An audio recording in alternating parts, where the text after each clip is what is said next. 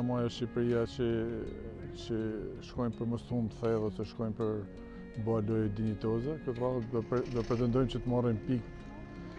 e nevojshme që ne na duhen për të siguruar qëndrimin në Ligën B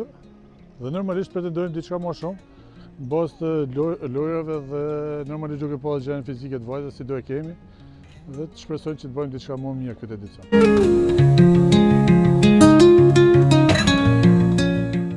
Ideja është ne me këto dy lojtarët, me këto lojtarët më të vjetra që kemi pretendojmë që të fuqizojmë akoma më shumë skuadrën, që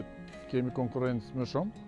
dhe normalisht presim shumë për këto lojtarë, sepse janë lojtarë që kanë qenë pjesë e jona dhe janë rikthy. Ndërsa për vajzat e reja po japim një mundësi më shumë që ta shohim veten pranë ekipit parë,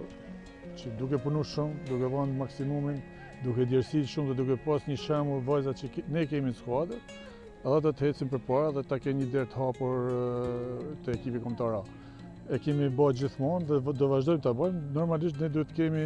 gatishmërinë e vajzave të reja që ta shohim veten pjesë përbërëse të skuadrës dhe t'ia japim ne mundësinë që ata të jenë pjesë e rëndësishme e skuadrës tonë.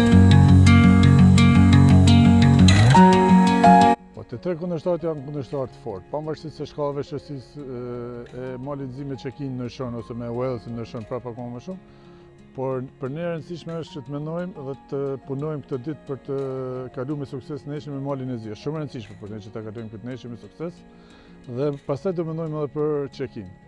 Kundërshtarët janë fortë, do një impenjim maksimal, do një vlerësim maksimal dhe t'japim 100% që ndonë fush për të marrë atë që ne pretendojmë për të marrë këtë sezon.